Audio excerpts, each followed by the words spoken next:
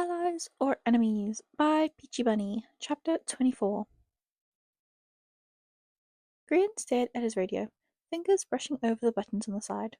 He'd completely forgotten Hawkeye had all of his clothing and original costume, though he had to admit, the new outfit Exuma provided him with was much better suited for the dark. Not to mention, he did like the red hood. At least it would cover his face more. He chose a cooler color palette for tonight, at least until he was able to get his original costume back. The more he wore the outfit from the Undercity, the more it grew on him. He opened his wings, opting for a red color to match with his hood. He smiled, sliding his body off the fire escape before gliding around the building, deciding to fly over the city. He didn't notice too many lights on, which was probably preferable for the people. It was nearing midnight, and everyone was off to sleep sooner or later. Preferably sooner rather than later. He thought about how Scar was sleeping. He lied and said he'd gone to sleep a couple minutes ago, getting a quick text back. Ever since the incident, Scar was not only quick to text back, but also reassuring and double-checking multiple times to make sure his messages sent when he did have to leave. Grian felt bad to a certain extent, giving the other anxiety over something as little as a message, but it felt nice to be extra taken care of. It made Grian feel loved, as if Scar couldn't spell it out any clearer. His love interest was obvious to anyone who would listen to the man. Grian flew lower to the roofs, grazing over a few of them slowly. He didn't really need to be patrolling. Crime was low, and monster attacks seemed to be getting smaller and smaller within the week after his visit to the Undercity. This was his first real patrol since seeing Hawkeye. He'd either go without patrolling or expertly avoid the hero when he did see him. It's not like he could fly or chase him as fast as Grian could fly. If Hawkeye was chasing him, that is. Grian never turned to look back or test it. Exactly. A static voice shocked Grian from his thoughts. He slowed his pace, spotting a place to land before looking back.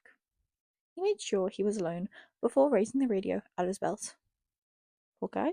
He asked softly. Exactly. Did I just see you with red wings? Was that you flying? Grian glanced over his shoulder at his feathers and turned to look ahead, staring down at a street lamp. You got me, he admitted, turning to pace along the roof's border as he talked.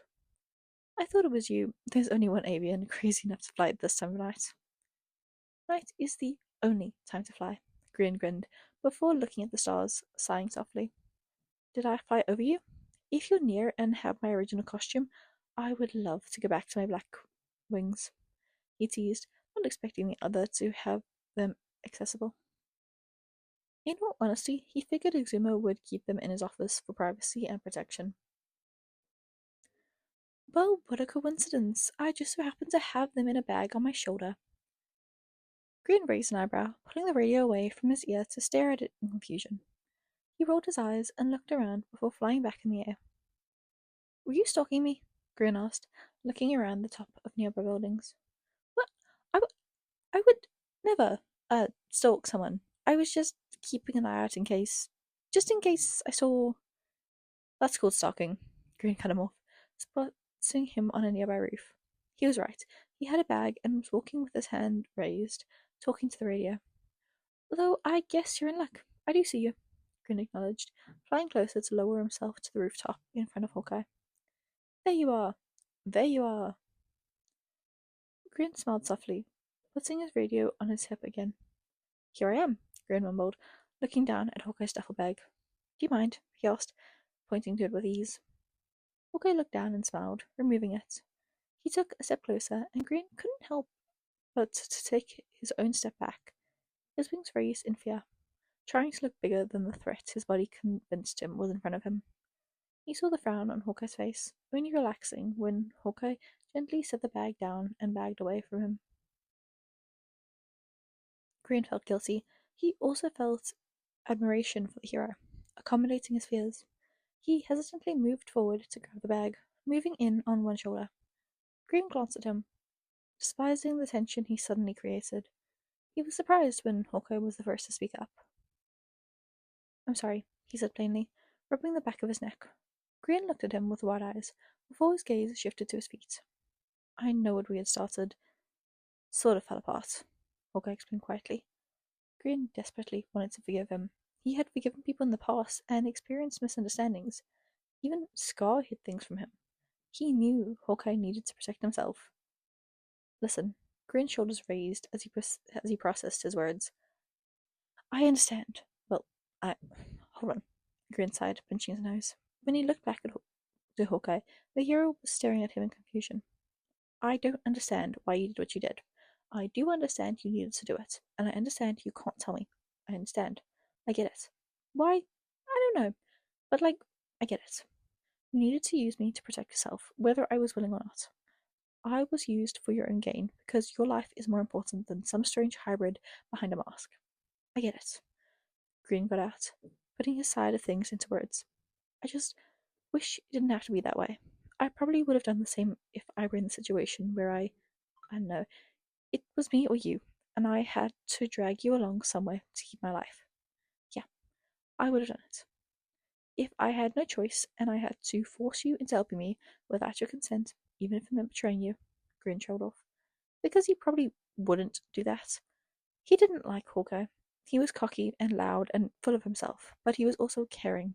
He was kind and had a familiar warmth to him. I don't think I would have. I don't think I would have, Grian admitted. If it came between betraying you or I stop being a vigilante to show people hybrids are bad, I would stop. I don't think I would have betrayed you, Grian admitted quietly, realizing he was above Hawkeye. I wouldn't do that to another person, he said, looking up at Hawkeye, who could only be described as the definition of distraught. He looked absolutely devastated. Unfortunately, it's not as simple as that, Hawkeye whimpered, almost sounding like he were about to cry. Grian mentally winced. I didn't have a choice. If I didn't betray you, I would die. I know it's weird in terms of describing it, but I would lose the superhero job. It's the only thing keeping me alive. Physically, he explained, lowering his hand to knock on the metal of his leg. Without the equipment and the fully paid off medical bills, I'd be at a loss. I wouldn't be able to afford basic care for myself, let alone where I live, living expenses. Hawkeye went on before chewing his lip. I would be bedridden and wheelchair bound and unable to pay for expensive medication that keeps me alive and not in pain, he explained. Grian perked up at that, squinting at the hero in suspicion. The only disabled person he knew was Scar. The only disabled people he knew were Scar, Tango, and an old friend of Iskall. Grian vaguely thought of the possibility of the two people in his life having a similar disability. The thought was interrupted by Hawkeye taking it a step closer, making Grian jump. Sorry, Hawkeye immediately raised his hands. Sorry, I don't know what you go through, but every day I live with extreme physical pain, and if I didn't have this, if I didn't betray you, Hawkeye trailed off, you'd be suffering for the rest of your life with no way to pay for any kind of medical expenses, Grian whispered, realizing that, unfortunately, while it was debatably selfish, taking care of oneself was more important than being considerate of others. Yes, Hawkeye whispered, looking anywhere but the avian's eyes. Grian groaned softly. I understand now. It was between betraying me or. Grian didn't even know what to call it. Physical pain until the day you die with no aid. That was. That. That would make Grian go insane. I wish I didn't have to, Hawkeye explained. I wish I was given another option, but with no Hawkeye, he paused, you'd be left to handle everything alone. Wanted by the police, hated by some people for being hybrid. I wouldn't want you doing this alone. Hawkeye betrayed him. For himself? Grian faltered, face visibly backtracking. He said it, Hawkeye. Of course he betrayed him for selfish reasons, which, in Grian's book, could it even be considered selfish with the situation? Not really. But to do it so Grian didn't have to be the only hero? Grian smiled bitterly, sighing softly. Your brain works in wild, wild ways. The city is so messed up. Grian felt his shoulders drop, a lot of the tension dispersing. Can I tell you something? He asked, walking to the edge of the roof to sit on the edge. Hawkeye hesitantly moved over, keeping a distance as he also sat. not even close enough to touch the avian. Anything, Hawkeye whispered, waiting for Grian to speak. Grian sighed heavily. Ever since I got wrapped up in this whole ordeal with you, Grian said at the building across from them, staring at the glass that flashed his reflection back at him. Ever since then, my life has been chaotic, he groaned. I never had this many fights with my siblings, or had gotten close to them. I never had to face so many emotions. Grant sounded disgusted when he spoke of his own feelings. I never even had a I never even had relationship issues. Ever since that stupid warden appeared and you kept tagging after me, demanding information and forcing me to go on these missions with you. I never had this much stress in my life. Grant kept complaining before sighing heavily. And I love it, Grant explained. I I hate feeling sad all the time. I hate the feeling of guilt when you look at me with regret for what you did. I hate the way everyone sees me as a hybrid, but no one likes me when I live my civilian life either. But at the same at the time all of this chaos started, I got closest to the avians I know. I got closest to my family. I got closure on passed away family. I met someone. Grin smiled at the thought of Scar. It's such a roller coaster, and I love and hate it. My life was so boring, but now it's so chaotic. It could be a movie. He laughed, looking at Hawkeye to see the hero smiling. Grian stopped and tilted his head like a bird. What? He asked. Hawkeye pointed at him excitedly and laughed softly. Nothing, you just. Nothing, you just did. You remind me of someone. Even the way you tilt your head makes me think of them. Makes me think of him. Hawkeye grinned, leaning back on his arms. Grian smiled softly.